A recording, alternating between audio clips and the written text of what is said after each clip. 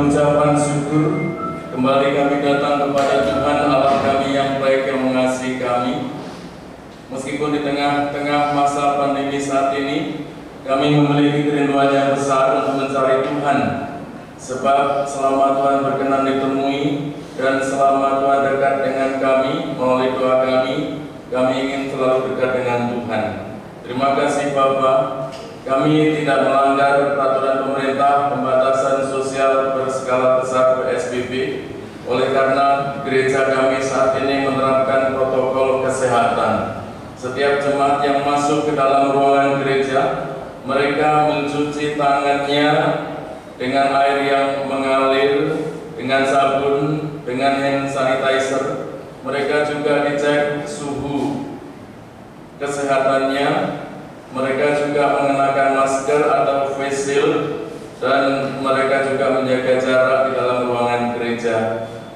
Kami sadar bahwa masa pandemi ini kami betul-betul harus hidup sehat. Sebab itu kami sangat ketat, sangat taat dalam mengikuti protokol kesehatan, termasuk di dalam pelayanan kami dan ibadah kami pada saat ini, yang kami membuat dua moda, yaitu beribadah di gereja dan beribadah di rumah masing-masing atau di tempat masing-masing dengan menggunakan live streaming Facebook. Terima kasih Bapak di surga, berkati ibadah kami. Terima kasih kalau Tuhan sudah mengurapi hamba-hamba Tuhan, worship leader, singers, tim musik, jemaat Tuhan, menyambut jemaat semuanya. Kami terus ingin mempersembahkan kehidupan kami menjadi persembahan yang hidup, yang kudus, serta yang berkenan kepada Allah, agar ibadah kami ini menjadi ibadah yang sejati. Terima kasih Bapa di surga, terpujilah namamu. Dalam nama Yesus Tuhan dan Juru Selamat kami berdoa, semua mengatakan amin. Puji Tuhan, silakan ke saudara. Haleluya, puji Tuhan. Salam. Kalau minggu pertama ibadah tim kreatif yang diwakili oleh penyambut jemaat di depan, Saudara Redi Gunawan dan Saudara Yusafat, menghitung yang hadir termasuk para pelayan, ada 47, minggu yang lalu kedua ada 42, sekarang berapa perlu dilaporkan. Jadi ada berapa kita? Ya, puji Tuhan. Dan kami tidak menganaktirikan bapak-bapak, ibu-ibu yang sudah sepuh-sepuh ibadah di rumah masing-masing, oleh karena memang inilah anjuran dari Kementerian Kesehatan, yaitu dalam mengikuti protokol kesehatan. Jadi yang sepuh-sepuh seyogyanya tidak beribadah di gereja, yang anak-anak juga tidak. Puji Tuhan.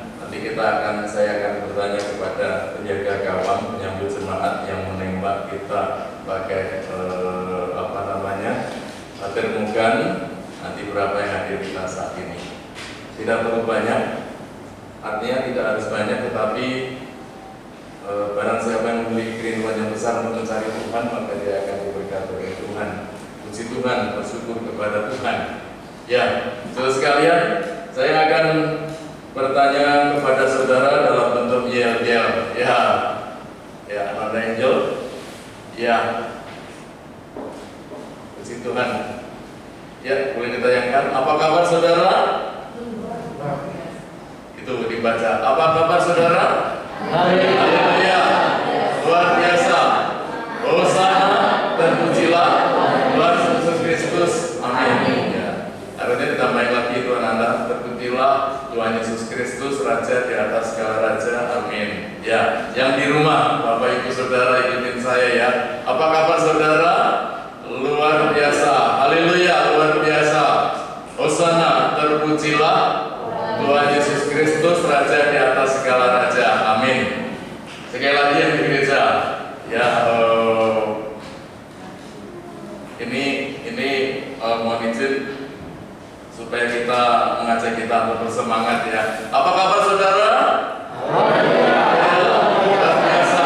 Hosana, terpujilah Tuhan Yesus Kristus, Raja di atas segala raja. Amin. Boleh ditambahin itu di enter ya, Ananda, terpujilah Tuhan Yesus Kristus, Raja di atas segala raja. Puji Tuhan. Ya, boleh di close. Bapak Ibu Saudara-saudari sekalian, tema pelayanan saya saat ini adalah kekristenan menjadi kuat ketika kita hidup dalam kebenaran. Tema bulanan kita kan pelayanan hobi dan waktu luang yang kita terus lakukan dalam hidup kita, di dalam konteks kita terus mengenakan kebenaran di dalam hidup kita. Saudara-saudara, karakter kita akan menjadi kuat ketika kita hidup di dalam kebenaran. Pelayanan kita akan menjadi kuat ketika kita hidup dalam kebenaran. Pertanyaannya, mengapa kita harus hidup dalam kebenaran? Karena yang kita sembah adalah Yesus Kristus, Tuhan dan Juru Selamat, berkata di dalam Injil Yohanes pasal 14 ayat 6, "Akulah jalan dan kebenaran dan hidup. Tidak ada seorang pun yang sampai kepada Bapa kalau tidak melalui Aku." Ya, jadi Tuhan Yesus sendiri mengatakan bahwa Dia adalah jalan, dan kita sudah benar melewati jalan itu. Dan Tuhan Yesus juga berkata kebenaran. Nah, ini kebenaran dalam konteks ini, inilah yang merupakan tema saya, tema kita pada saat ini. Dan hidup. Jadi seseorang yang percaya kepada Yesus sebagai Tuhan dan Juru Selamat berarti dia berjalan di jalan kebenaran untuk menuju hidup atau memperoleh hidup. Ayat firman Tuhan hari ini saya akan bening jadi nggak kelihatan. Saya akan membaca di dalam surat Yohanes. Itu paling belakang sebelum Wahyu. Surat Yohanes ini ada 3 surat tetapi pendek-pendek ayatnya, bahkan ada yang 1 pasal saja. 3 Yohanes pasal 1 ayat yang ketiga.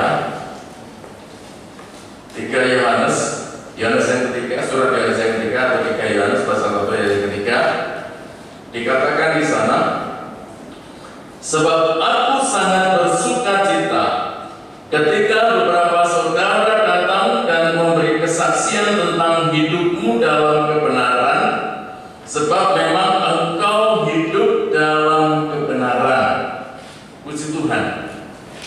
Rasul Paulus memberikan ungkapan semacam apresiasi, memuji, menguatkan bahwa jemaat yang dia layani adalah jemaat yang hidup di dalam kebenaran. Dan oleh karena itu tidak hanya Rasul Yohanes saja penulis surat ini, tetapi juga semua orang memberi kesaksian tentang hidupmu dalam kebenaran. Itu sebabnya Bapak Ibu Saudara, seyogianya anak-anak Tuhan, anggota gereja Tuhan harus dikenal sebagai umat-umat yang hidup dalam kebenaran. Masih di dalam surat Yohanes, kali ini saya akan baca Yohanes pasal 2 Yohanes, tadi kan 3 Yohanes, 2 Yohanes ya, pasal 1, surat 2 Yohanes pasal 1 ayat yang 1b ya, 1b saja, 1 kalimat saja. 2 Yohanes pasal 1 ayat 1 ya, tapi dari semua ayat juga nggak apa-apa, akan saya bacakan. 2 Yohanes pasal 1 ayat 1, "Dari penatua kepada ibu yang terpilih." Nah, ini siapa ibu yang terpilih?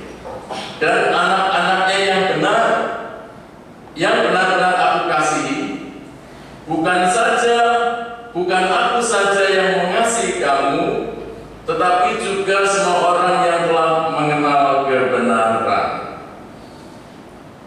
Bapak Ibu Saudara, dari ayat ini sebenarnya penulis Yohanes memaksudkan bahwa ibu yang terpilih adalah gereja Tuhan, termasuk gereja kita GGP Hosana. Sedangkan anak-anaknya yang benar-benar aku kasih adalah anggotanya, anggota gereja Tuhan tersebut. Nah, kepada mereka Bapak Ibu Saudara disebutkan bahwa kita semua adalah semua orang yang telah mengenal kebenaran. Cukup menarik ketika saya mempelajari arti yang lebih mendalam daripada mengenal ini, mengenal kebenaran. Mengenal itu artinya mengerti, mengetahui atau memahami, yang menekankan kepada sebuah pengalaman hidup. Jadi mengenal kebenaran itu Bapak Ibu Saudara tidak hanya mengerti, memahami, tetapi menekankan pada sebuah pengalaman hidup.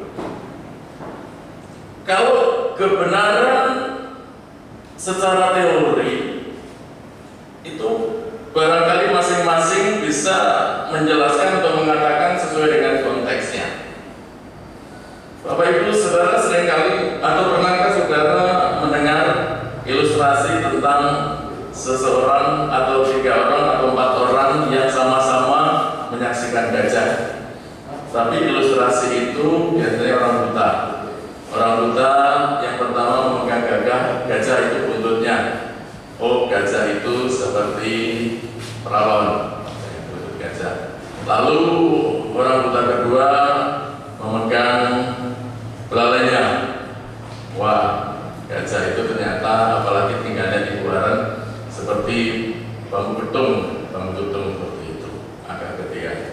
Lalu orang buta ketiga memegang badan atau perut gajah, lebar. Berarti seperti yang dia kenal itu ada tambur, ada drum band begitu, lebar begitu. Oh, ini seperti tambur, seperti drum band. Yang keempat, orang buta yang keempat memegang gajah itu kakinya. Oh, seperti apa misalnya. Jadi masing-masing sesuai dengan konteksnya. Tapi itu biasanya ilustrasi yang dimunculkan adalah orang buta yang memegang bagian-bagian gajah. Sebenarnya bagian gajah itu tidak menjelaskan secara keseluruhan gajah itu.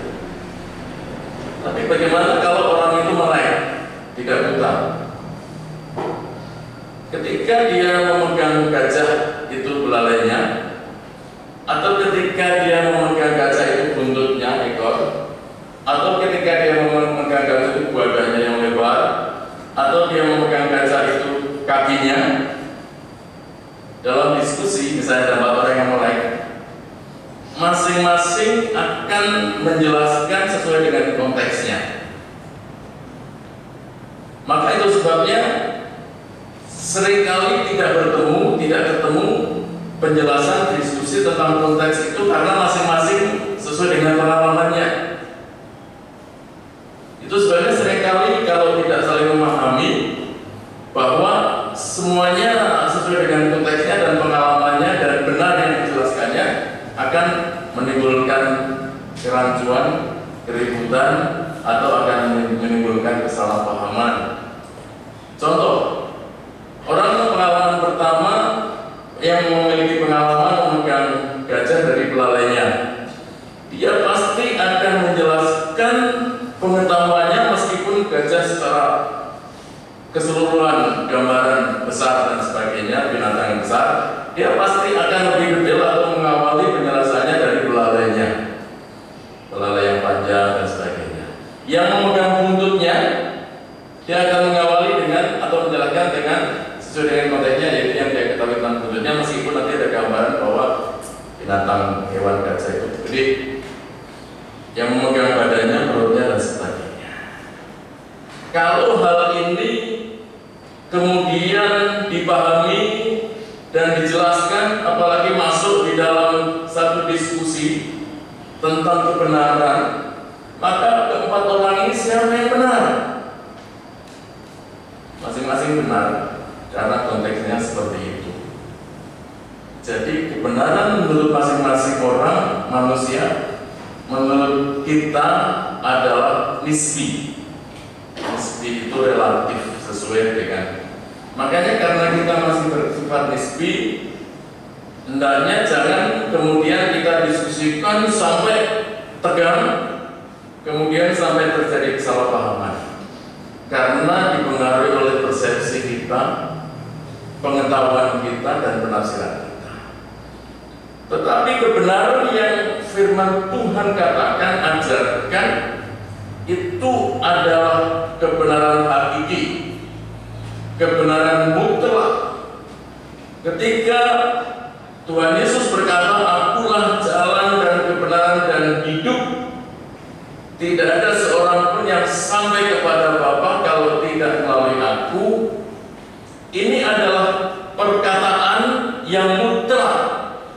Oleh karena yang mengucapkan adalah Yesus Kristus sendiri dan dibukukan dalam satu kanon menjadi Alkitab yang adalah firman Tuhan. Ini cukup. 66 kitab atau buku, Perjanjian Lama 39, Perjanjian Baru 27, cukup. Tidak perlu ada penambahan kanon di akhir zaman ini. Tidak perlu ada masuk kitab baru sehingga berjumlah menjadi 67, 68, kurang banyak menjadi 100, misalnya gitu. Atau kebanyakan ingin 66, kurangin saja. Yang menurut saya sulit dipahami, tawarikh menjelaskan, maksud firman Tuhan menjelaskan tanggal, bulan, tahun, masa ini, masa itu, sulit dipahami, tawarikh hilangkan saja. Nah, seperti itu. Lalu hidung-hidung, engkaulah jelitaku, wajahmu elok bagi rembulan. Apa firman Tuhan ini? Ditiadakan, tidak ada berkurang. Jadi Alkitab kita firman Tuhan akan tipis, tak betul-betul. Tidak bisa seperti itu karena kita memang sudah, bapak-bapak gereja dan gereja pada zaman dahulu sudah mengkanonkan 66 kitab ini menjadi satu Alkitab, Holy Bible, Good News, yang beritanya adalah berita kebenaran, dan itu yang harus diterima secara mutlak oleh kita umat-umat percaya kepada Tuhan. Jadi barang siapa yang ingin melayani umat-umat Tuhan, yang ingin menjalankan hobinya atau mengisi waktu luang, harus dalam konteks kebenaran firman Tuhan. Nah, Bapak Ibu Saudara-saudara sekalian, hidup dalam kebenaran pada masa-masa sekarang ini atau dekade sekarang ini adalah hidup yang sulit.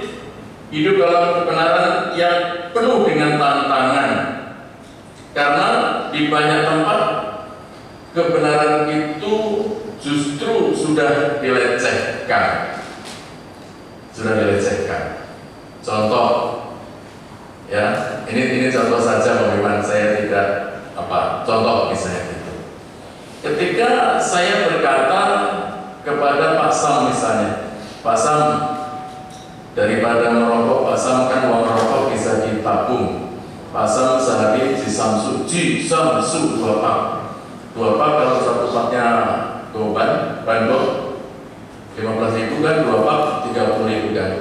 Sehari, andaikan 30.000 itu Bapak Sam tabung di bank UOB, maka selama 10 tahun berapa puluh juta itu terkumpul.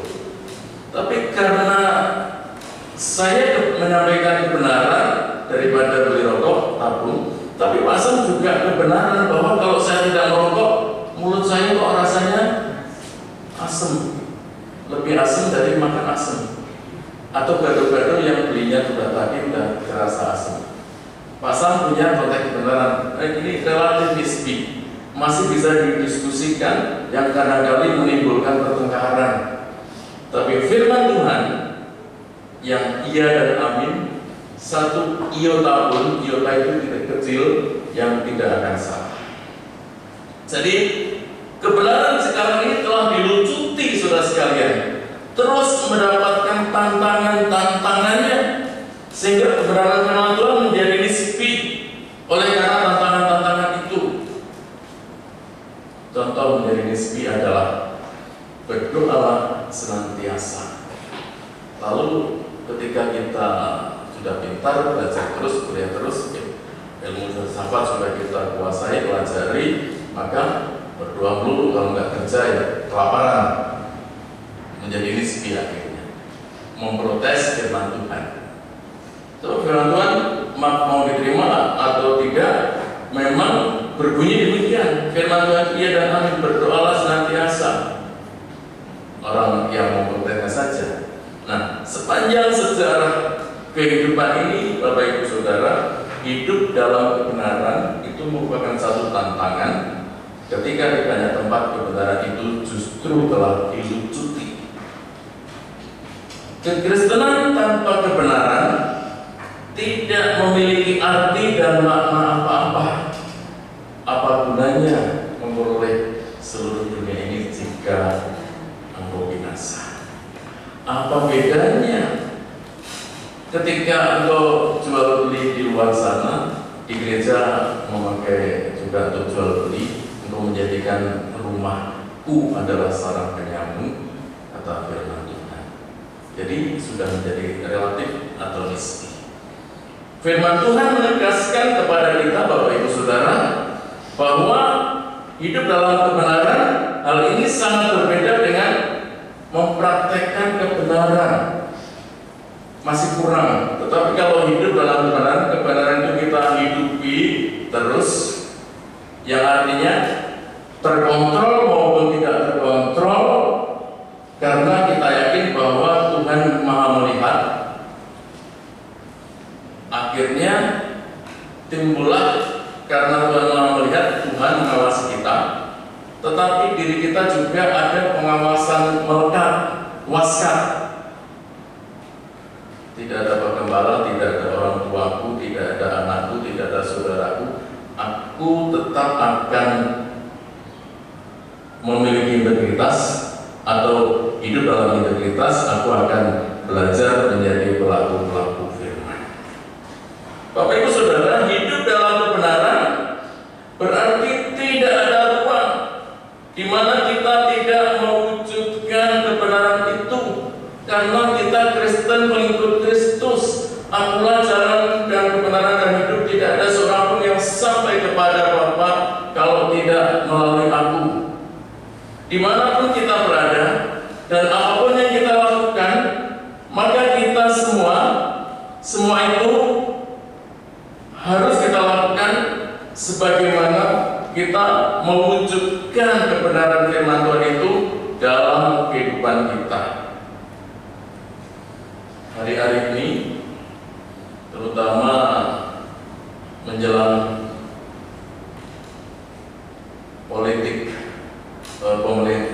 pemilihan kepala daerah ini, saudara sekalian, kadangkali kebenaran itu menjadi semu, menjadi abu-abu. Banyak orang Kristen yang tahu kebenaran namun tidak berani menunjukkan apa kebenaran itu. Banyak orang Kristen yang percaya, katanya dari mulut mengaku percaya kepada Yesus sebagai Tuhan dan Juru Selamat, tapi tidak berani di tengah-tengah komunitas lain menunjukkan bahwa Yesus Kristus adalah kebenaran itu. Saudara-saudara, itu sebabnya Pontius Pilatus pernah bertanya kepada Yesus, apakah kebenaran itu? Dan ini, saudara, Pilatus itu mewakili banyak orang.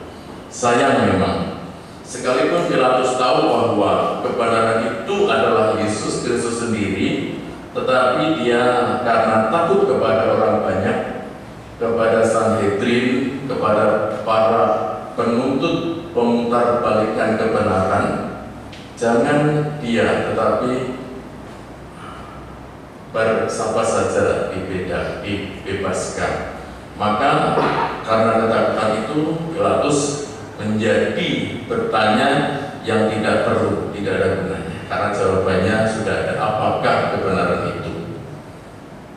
Dan karena Pilatus takut kehilangan jabatan, kebenaran hanya dimunculkan dalam lip service, perkataan saja, dan sebuah pertanyaan yang sesungguhnya Pilatus sendiri ada jawaban atau tidak, hanya itu saja, sekitar itu saja. Nah, apakah kita umat-umat Kristen juga kebenaran kita munculkan di dalam mulut kita yang hanya itu saja? Satu pertanyaan nisbi yang kelihatannya pertanyaan tapi perlu dan tidak perlu mendengarkan jawabannya. Nah, Bapak Ibu Saudara-saudara sekalian, siapa yang masih berani menunjukkan kebenaran di dunia ini saat ini, di mana kebenaran itu sudah menjadi relatif, menjadi nisbi, dan sudah kehilangan artinya? Kehilangan artinya. Saudara-saudara, saya pernah diskusi kemarin malam, saya diskusi. Ya, Pak Gembala kami akan bantu malam ngobrol sampai tengah malam kemarin malam. Ya, lalu ada salah seorang yang berkata, saya sudah umumkan melalui video di grup bahwa yang tidak memakai masker tidak boleh beribadah kepada Tuhan. Nah, yang satu lagi, waduh, kejam amat.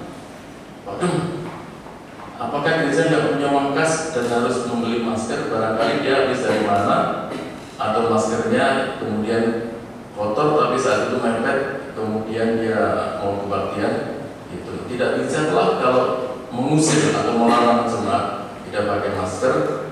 Gimana kerimbangan dia dalam depan gereja, maksud kita kecuali kurang sehat. Ya. Nah, kita akan tahu masing-masing jemaat kita bahwa tabiat mereka tahu apakah ini pembangkangan atau memang ini kelupaan apa, kelalaian, tapi tidak disengaja seperti itu. Hal-hal yang seperti ini, Bapak Ibu Saudara, ini menjadi nisbi, menjadi relatif oleh karena memang tafsiran masing-masing konteks dari aturan PSBB itu, protokol kesehatan itu diterapkan di gereja masing-masing, dan tafsiran itu sesuai dengan kepandaian pemahaman seseorang.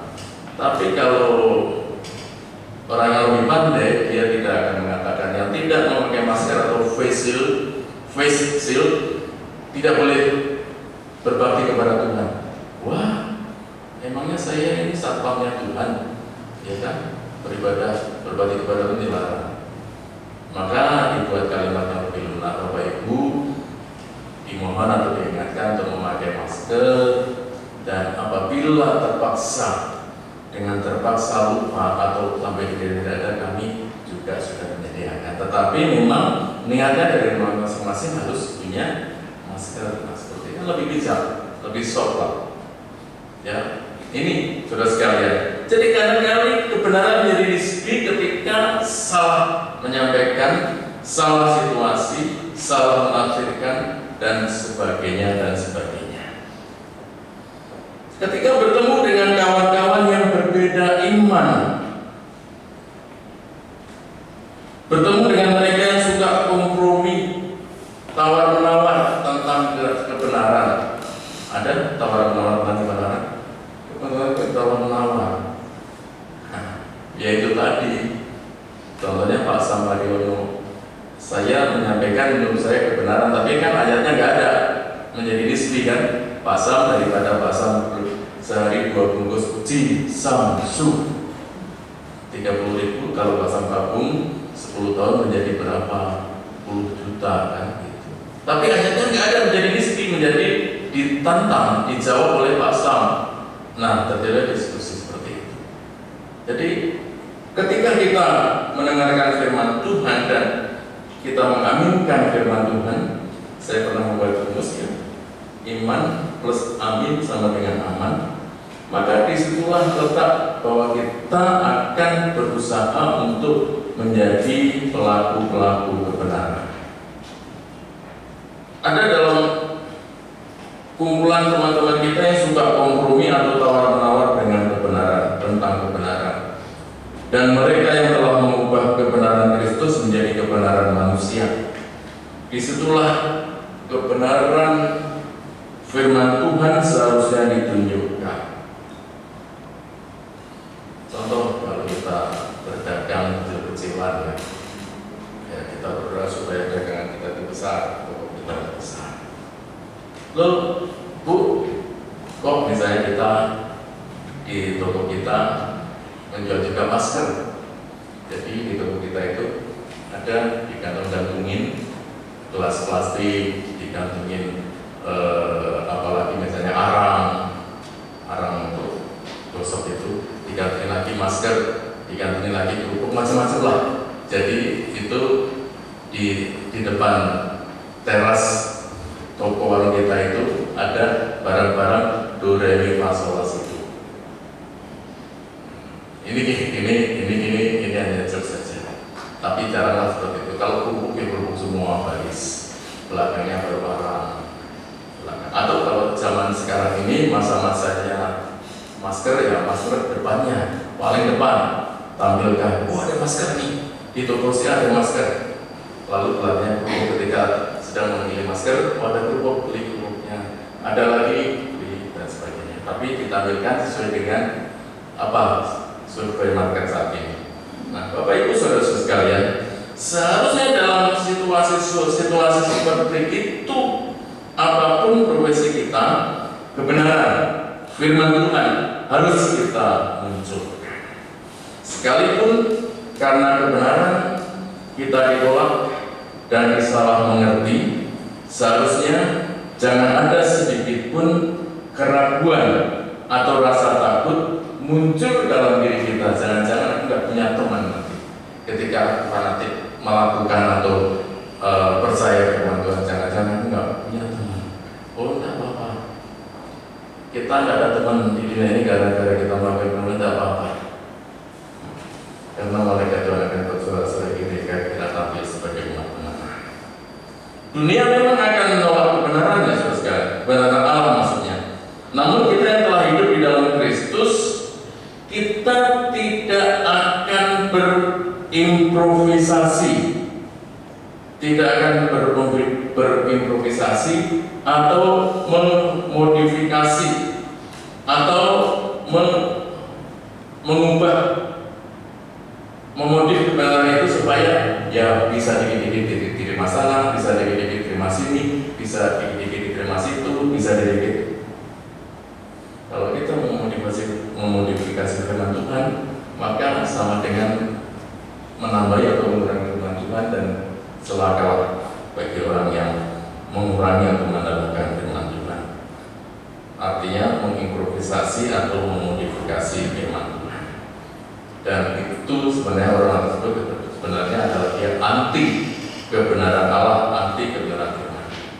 Nah, Bapak Ibu Saudara, yang penting adalah betapa kekristenan kita akan menjadi kuat ketika kita hidup dalam kebenaran, melakukan kebenaran, mempraktekkan kebenaran. Betapa keluarga kita akan menjadi kuat di dalam kekristenannya kalau semua anggota keluarga kita melakukan kebenaran firman Tuhan. Siapapun yang hidup di dalam kebenaran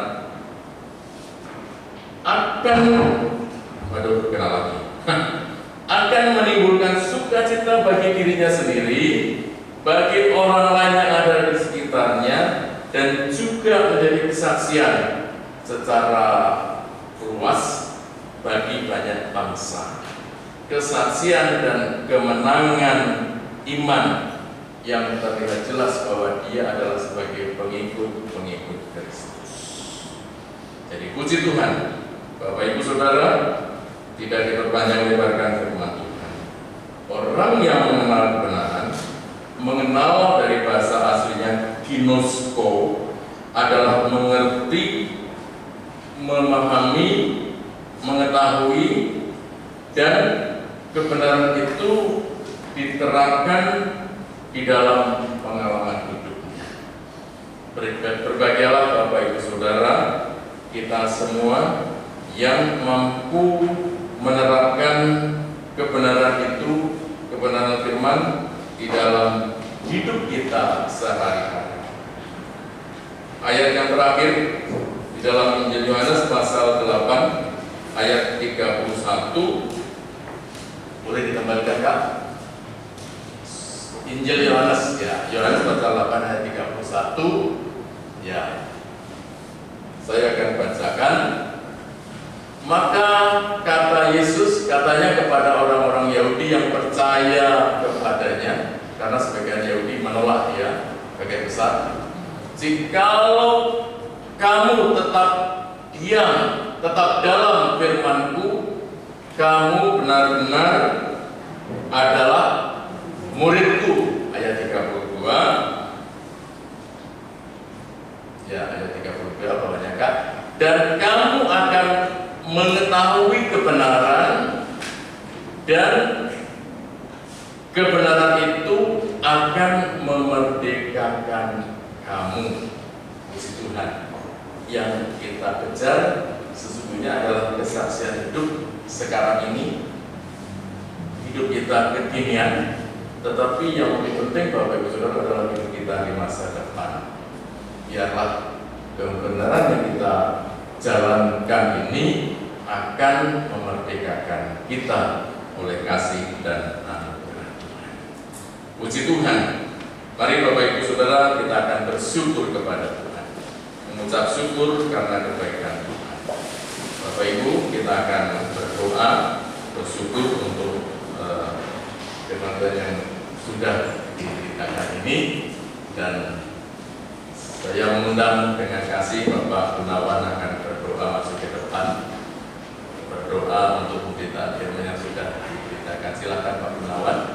Kemudian nanti saya akan berikan pengumuman dan akan doa untuk berdoa. Silakan Pak Gunawan. Puji Tuhan.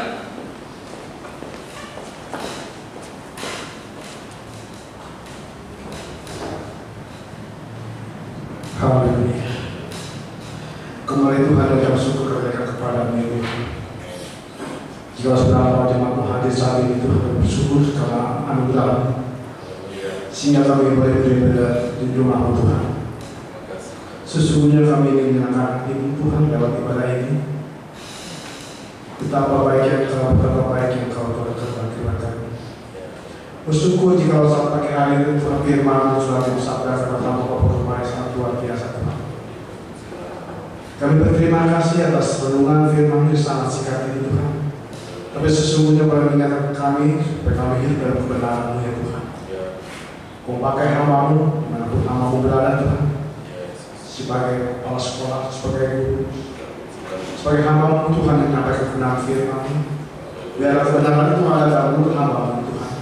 Dimanapun hamba-Mu berada, boleh dinilai semua orang Tuhan. Engkau memberikan yang terbaik untuk hamba-Mu kepada kami Tuhan. Berikan yang terbaik untuk hamba-Mu Tuhan. Dan kelemahan tubuh kami serahkan dalam tangan kasih. Engkau Maha Tahu mengerti apa keberadaan hamba-Mu. Misi dan visinya Kau membantu dan Kau berikan yang terbaik. Kuatkan, teguhkan hati hamba-Mu Tuhan. Dimanapun hamba-Mu berada Tuhan, nama-Mu tetap dipermuliakan. Kami berterima kasih atas semuanya yang Kau berikan Tuhan. Bersyukur atas kesehatan kekuatan daripada-Mu. Masa-masa COVID ini Tuhan, pandemi ini Tuhan, sesungguhnya secara manusia kami khawatir apapun Tuhan. Tetapi itu semua kami serahkan di dalam tangan kasih. Engkau tempat sandaran kami, Engkau gunung batu kami Tuhan. Kepada-Mu Tuhan kami berseru-seru kepada-Mu. Terpuji-puji nama-Mu. Terima kasih Tuhan sekali lagi atas berkat firman-Mu yang sudah Kau berikan kami. Terpujilah nama Tuhan. Berkati ulang hamba-Mu, Bapak kembali Tuhan, keluarga Tuhan berkati. Di dalam nama Tuhan Yesus kami ucap syukur. Kami berterima kasih atas nama Tuhan. Haleluya. Amin. Amin. Ya, puji Tuhan. Terima kasih Pak Gunawan. Tuhan berkati. Bapak Ibu Saudara, saya ingin memberikan penyampaian pengumuman bahwa sebagaimana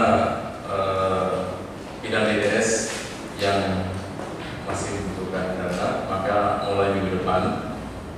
kami akan menyediakan atau mempersiapkan satu kantong, satu kotak persembahan yang satu lagi. Teknisnya bagaimana? Nanti itu Bapak Ibu memberikan persembahan, tidak usah pakai envelope, ya kita pakai envelope, jadi berbentuk dana kita saja, cash, misalnya 50.000 atau 100.000. Tapi kalau persembahan ibadah, sebagaimana sudah Bapak Ibu persiapkan, nanti ketika kita mohon izin pelan-pelan, teratur, rapi, berbaris, pulangnya keluar melalui pintu samping, itu nanti kita masukkan di kotak persembahan di luar sana yang sedang diatur oleh saudara tim kreatif, saudara Randy Gunawan dan saudara Yusafat. Ya, demikian, jadi mulai minggu depan persembahan akan diberikan kesempatan satu lagi untuk memberikan persembahan, yaitu kotak satu lagi untuk dana ITS. Sebelum kita memberikan persembahan dan sebelum saya mengakhiri dengan doa untuk dan berdekat, saya mengajak kita bagi berdiri. Saya juga ingin memastikan bahwa Bapak Ibu sudah mendapatkan amplop tadi dari tim kreatif, dari saudara Reni dan saudara Yusafat sudah mendapat amplop semua. Puji Tuhan, Ibu Maria sudah mendapat amplop. Ya, mari ikutin saya untuk mengucapkan deklarasi untuk persembahan kita, deklarasi untuk persembahan kita. Ya, puji Tuhan. Silakan Kak Angel bisa ditampilkan deklarasinya. Ya, puji Tuhan. Bapak Ibu Saudara, saya masih kelihatan di Facebook ya. Mari kita akan sama-sama yang hanya Lukas dan 1 Tawarikh tidak usah kita baca, tapi kalimatnya yang cetak biru itu kita ucapkan bersama-sama ya. 1, 2, 3. Berilah dan kamu akan diberi suatu takaran yang baik, yang dipadatkan, yang dibocah, dan yang tumpah keluar akan dicurahkan ke dalam limpahanmu.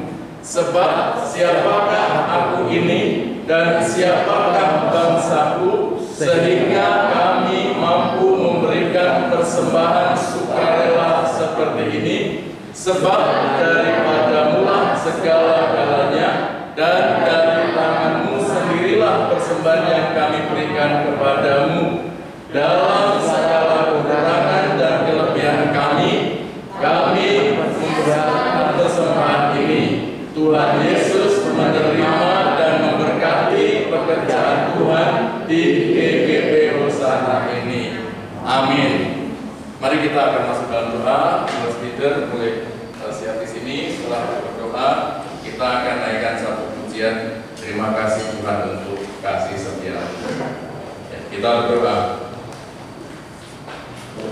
Kembali dengan mengucapkan syukur Bapa di surga, Allah kami yang baik. Kami datang kepada Tuhan dalam doa, dalam iman, harap dan kasih kami kepada Tuhan.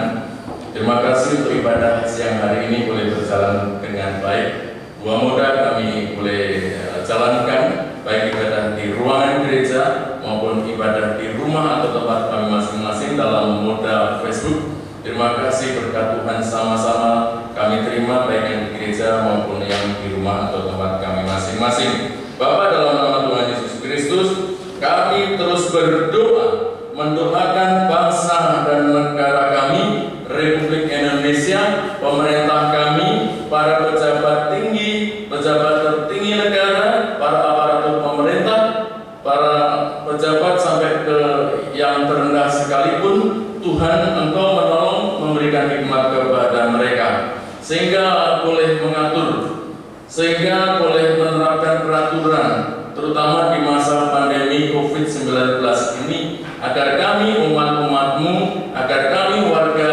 negara Republik Indonesia ini boleh aman, boleh mengikuti protokol kesehatan, boleh memiliki pola hidup sehat. Dan kami berdoa kiranya Bapa, dalam nama Tuhan Yesus Kristus, Tuhan melalukan pandemi Corona 19 ini dari muka bumi, dari tengah-tengah bangsa dan negara kami, dari lingkungan kami, Kelurahan Serua, Ciputat, Tangerang Selatan ini, Provinsi Banten, dari Corona 19 agar kami boleh hidup beraktivitas sebagaimana layaknya di dalam kondisi aman ya Tuhan. Terima kasih Engkau berbelas pengasihan kepada kami dan kasih melimpah dalam kehidupan kami. Engkau melihat tangan-tangan kami yang kami angkat tinggi-tinggi di hadapan Tuhan. Kami mohon pertolongan Tuhan, berkat-Mu ada kepada kami semua. Kiranya kasih dari Allah Bapa di surga, kiranya kasih karunia dari Tuhan Yesus Kristus di dalam persekutuan kuat kuasa Roh Kudus memberkati kami semua, baik jemaat Tuhan yang di gereja maupun yang di rumah di tempat masing-masing. Berkat yang luar biasa dan memberikan kecukupan bahkan kelimpahan kepada kami. Kami terima dengan iman dari Tuhan Yesus Kristus saat ini, esok lusa dan seterusnya sampai Maranatha. Tuhan Yesus datanglah. Ya, Tuhan Yesus datanglah. Terima kasih Yesusku. Terima kasih Yesusku. Puji syukur hanya bagi.